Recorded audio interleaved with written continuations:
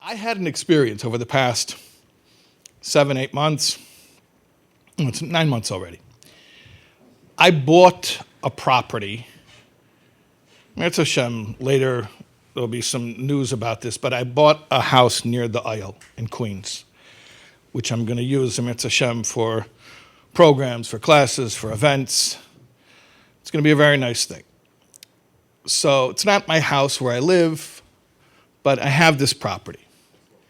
And from the day I bought the house, I noticed there were a couple of stray cats who would kind of hang out in the driveway. And I got curious about it. And I was like, and they're really stray cats. I mean, they don't have homes. They don't live in any home. They've never lived in a home. They're feral cats. They live in the streets. They smoke weed. Yeah, they hang out, in the streets with all types of other stray cats, exactly. So I said, it'll be interesting to see, could I get them comfortable with me? Could I get them to come close? Could I touch them? Could pet the cat? And it just became my little amateur psychological experiment. And I'm so glad that I did it because I learned so much. The cats taught me things that are undeniable about how to not stress out another living being. And here's the beauty. Sometimes we get so enamored with words, our beautiful words, and we say, well, I'm telling you such compelling arguments about why you should do this, why you should listen to reason, why, I mean you no harm. And you try to explain yourself, well, why aren't they listening to me? And you have to realize that when you're dealing with people, especially people who are dysregulated because they've been through trauma, you're dealing with a very, very, very deep level that words do not penetrate. And you start to realize that it's not the words I'm saying, it's little things that I don't really normally pay attention to, like my vocal tone. Am I speaking too harshly? Maybe too loud. My volume's too loud. It's too scary, too intense. Eye contact. My eye contact is too intense. I'm making quick movements, sudden noises, right? And normally we don't think about that, but the cats taught me, because the cats will not tolerate anything that stresses them. The cats make it very, very clear. When they are stressed, when they are uncomfortable, they run and hide. So I learned from the cats how to make another living being feel calm, feel safe, and ultimately, after a long time, feel connected. And this lesson, there's a Gemara that says that Rav said that he spent 18 months as an apprentice to a shepherd so that he could learn what type of mum of an animal is temporary and which type of mum is permanent. Can you imagine Rav, like from Rav and Shmuel, hanging out in a field for 18 months with a shepherd, being like a shepherd's apprentice? But this is how he learned. This is how he learned, on-the-job training. What I learned from these cats was on-the-job training. And I found that when parents are calling me about kids who are emotionally dysregulated, who are living with tension, with fear, with stress, I'm now telling myself, I wish these parents would just go find a stray cat in their neighborhood and see what it takes to win the trust of a scared animal who's living in the streets and doesn't trust human beings.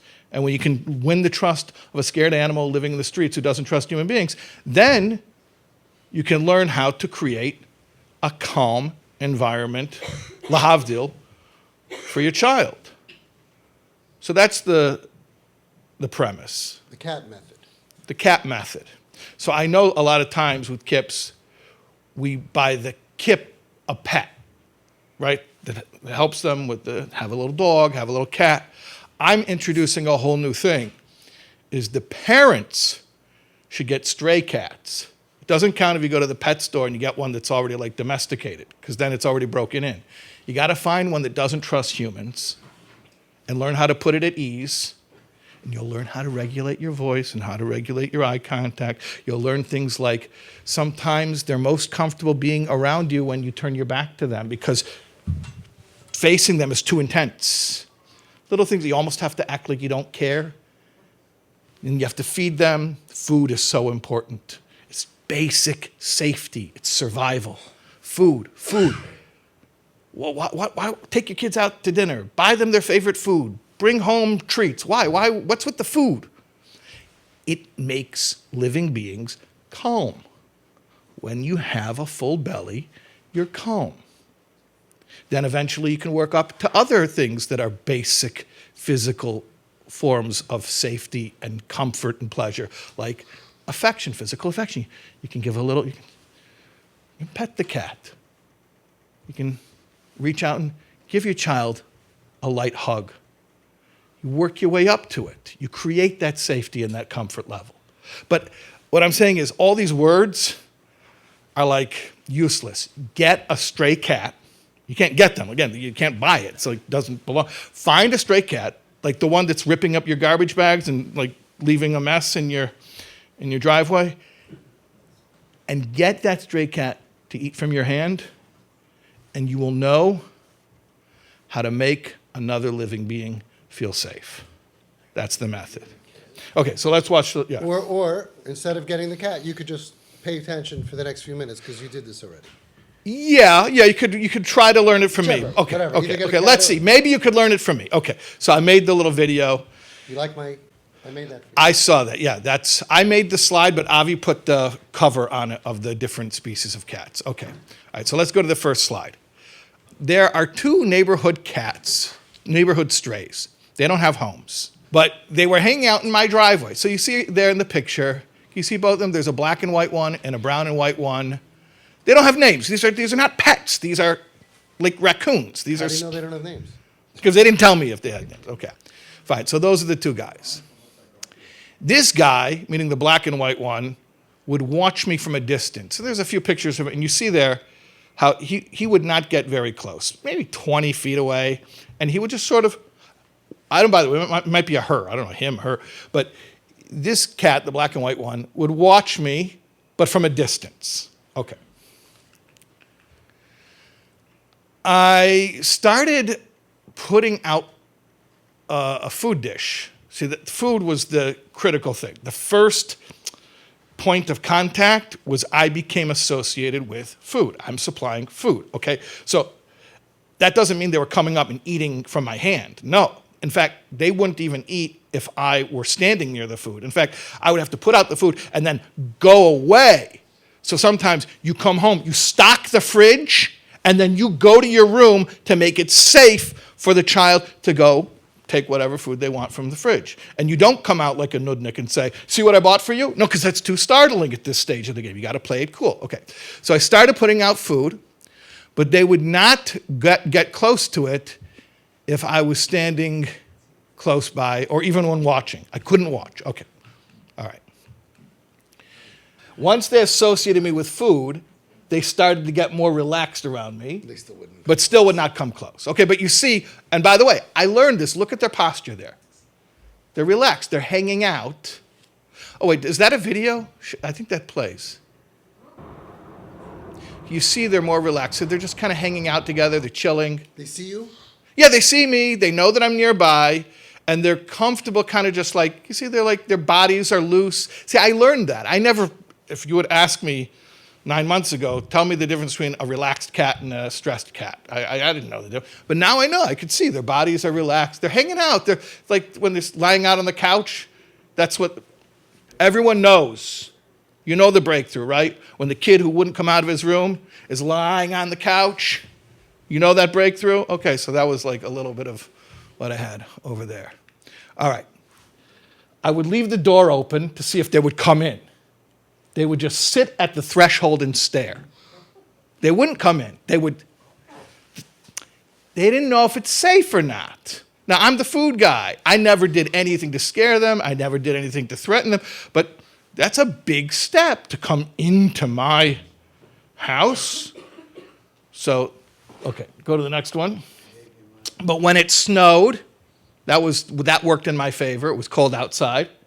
They finally came inside to warm up and to eat some food. And you see I put that little fuzzy mat on the ground so they could have a warm place. I put the food on the ground. So now they came in, just a little bit. And that was like a big breakthrough. I was like, yeah, I got the stray cats to come inside. Okay.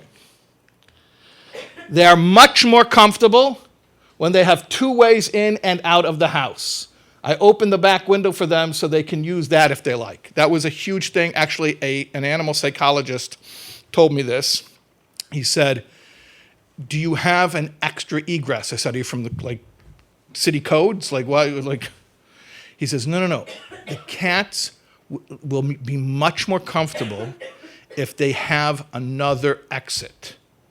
So I kept the front door open. So they don't feel trapped. So they don't feel trapped. So the front door is open, but the back window is open. So they have options. It's very important. And I started to realize that, if a person feels that they can't get out of a room easily, or there are limited paths out of a room, or situation. So most of us are very inhibited, and we force ourselves to behave certain ways in public. But the reality is, it is stressful not to have an escape route.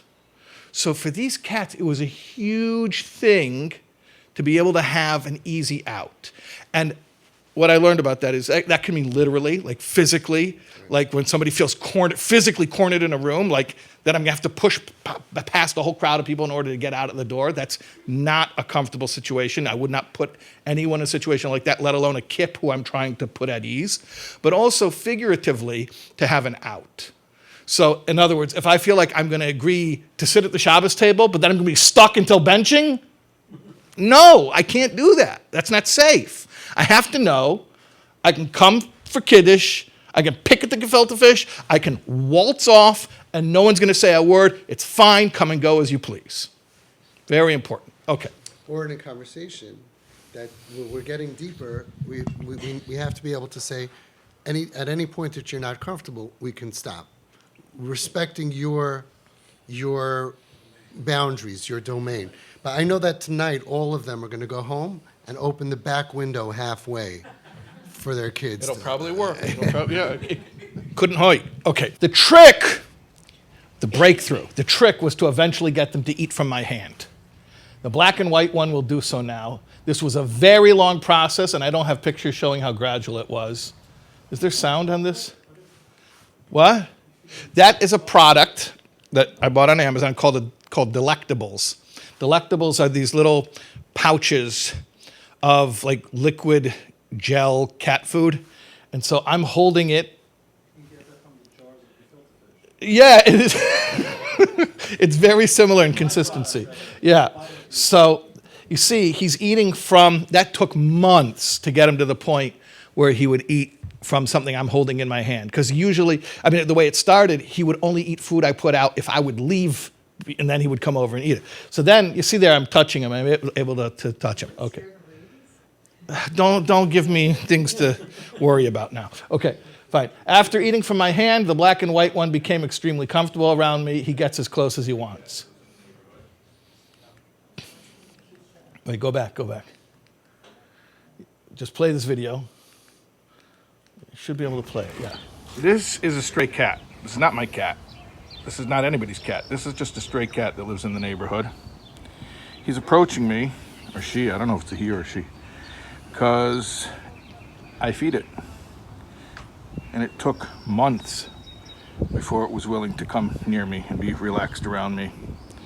I used to leave out the food and have to go hide. See, that's a very relaxed posture, by the way. Let's see. The fact that he was just hanging out, scratching himself in front of me, that was big. That was big. No, that was like coming out on Shabbos with the smartphone, like you were saying. That shows relaxed. Yeah. I'm very relaxed right now. Okay. The black and white one actually likes being touched now. So that was a big thing, because at first he tolerated physical contact, but now he actually experiences it as affection, as comfort. I mean, a living being enjoys physical contact.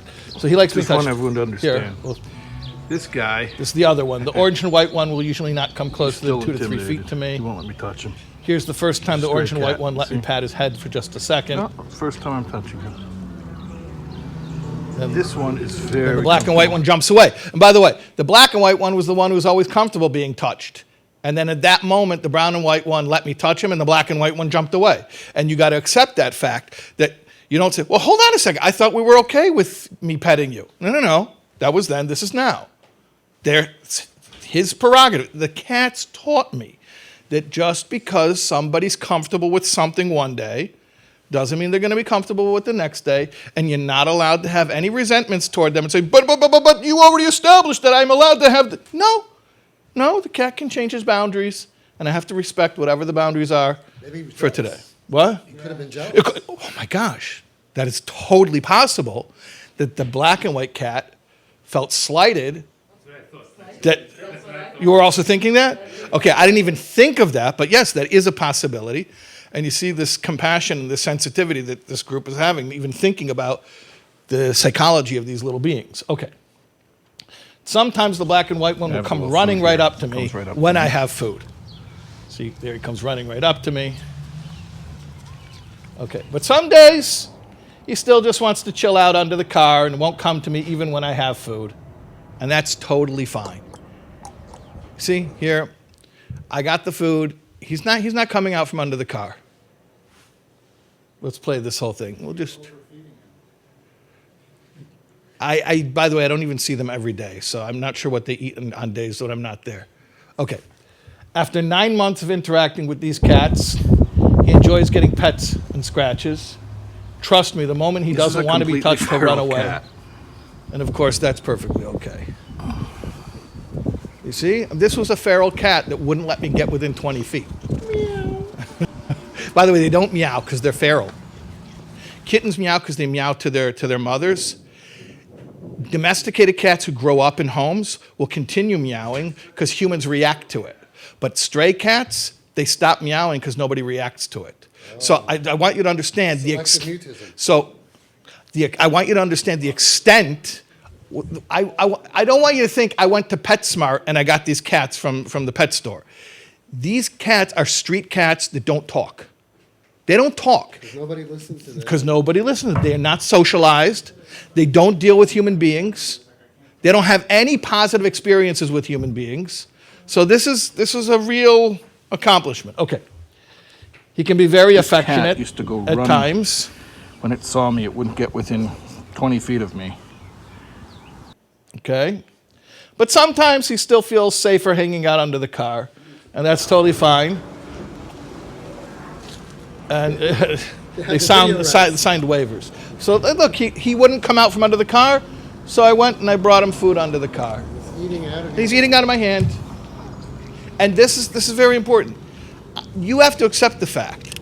Sometimes they want to come out and hang out on the porch in the sun with you. Sometimes they want to sit in the shade under the car, and you don't get to demand the terms. You don't get to say, with the hoodie on, that's right. And they need, for whatever reason, they just need to be a little bit more in their cocoon, a little bit more in their safety. Okay. Now, here's the real proof that I am a good cat parent. I guess they told their friends about me, because sometimes other neighborhood strays will stop by and hang out with me even when my two strays are not there. A lot of you have that. Your kids' friends, then they come and then they're there even when your kids are not there. So that guy's a third cat. So the fact that I was so reliable to those two, the regulars, They heard about you. they heard about me. Okay. Okay, hold on. Okay, so let's just go through this. All right, what I learned from interacting with stray cats. Okay. Give lots of space. I mean that literally and figuratively. Physical space. Don't get all on top of somebody physically. You got to give them room, okay? Especially in the early stages. And also, I mean emotionally, give space. Don't come on strong. Yeah, I mean, Avi could share it with you. Okay. No sudden movements, no loud noises. This is a mistake that is easy to make. And in fact, sometimes maybe even you think it's positive. You see the cat, oh, it's so nice to see you. Whoa. Whoa. Too intense. But I was saying it's nice to see you. No, you were screaming. I have trauma, and you just gave me a huge adrenaline rush, and now I'm going to have to go into my room for a week. Okay. No intense eye contact. Don't stare them down. On a very primal level, that is a threat. So you don't think that you're saying, let's fight, but when you do, that's let's fight. Okay? You don't do that to someone you're trying to put at ease. Never follow or pursue.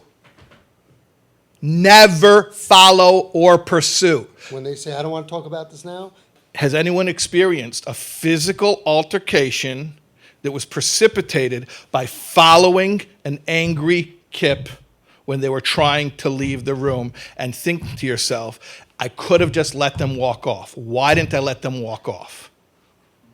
Okay? You never follow or pursue. That is escalation. That is asking for confrontation. Or for them to run away and never come back. Always leave a path or two for easy exit/escape. That's with leaving the window open, leaving the front door open. and emotionally, You could always be able to check out. They should never have to make up an excuse. I kind of have to go now. No, when they're ready to go, you get up and you leave. No problem. Okay. Make sure to back off before you reach the limit. Okay, so now once we're engaged and we're having a positive interaction, like they're eating from your hand or you're giving them pets, but there's a threshold, and you have to feel when it's enough. We were talking about before about being a giver, being a true giver. So to be a true giver means to stop before it becomes overwhelming for the recipient. Because if you continue giving after the recipient has already crossed his threshold, then you're no longer giving, you're taking. So you got to back off before they hit their limit. And that's what you have enough grace and poise to check out. Sometimes you say, wow, we're on a roll. This is going so well. And let's up the ante, Sometimes you got to have enough class to say, you know what? Better to gracefully, this has been so nice. Let's do this again soon. Don't cross the limit. Okay, even fun things have their limit. All right.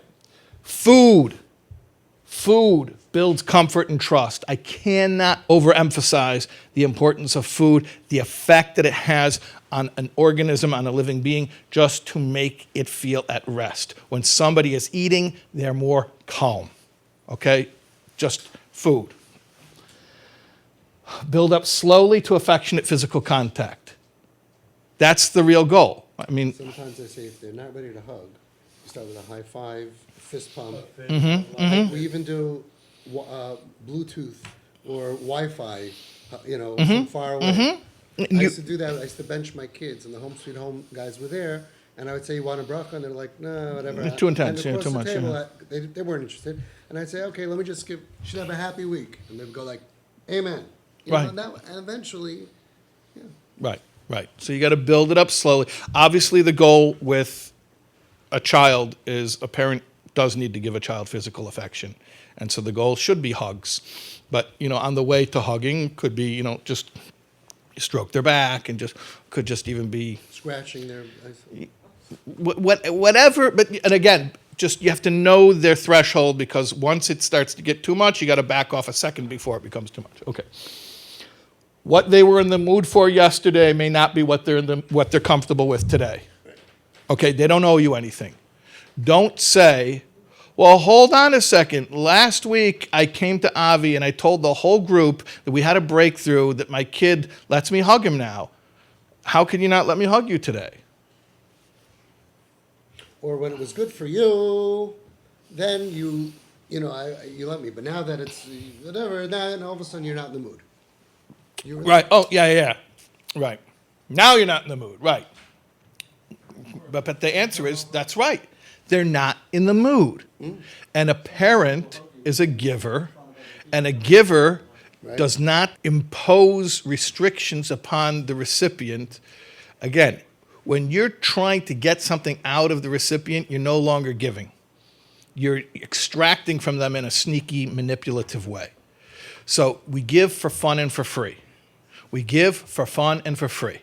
And that means if they're not in the mood to receive what they to receive today, what they were comfortable receiving yesterday, that's fine. That's fine. Okay. Accept setbacks gracefully. Again, like I showed you, that one cat is very comfortable coming up and sitting next to me and getting pets and scratches. But sometimes he's not. He'll stand. By the way, that was the video when he was staying under the car. I don't have video of when they don't show up. Sometimes, I don't have video of this because it's too hard to get video of. I'll see them walking down the block, like 5 houses away, and I know that they saw me, and they're not interested today. And that's fine. That's fine. They don't owe me anything. What? Because I fed them? Now they have to come over and be my playthings? They're living beings. I enjoy whatever I can enjoy. It's all a gift. That's it. They don't owe me anything. So, at any rate, I learned a tremendous amount. So when parents call me and they talk about their kid who's all dysregulated and stressed and acting like, God forbid, lahavdil, a caged animal who's, like jumping and biting and running and hiding and all these things that scared animals do, now I tell these parents, listen, you got to get a stray cat, and the stray cat will force you to learn boundaries. Okay.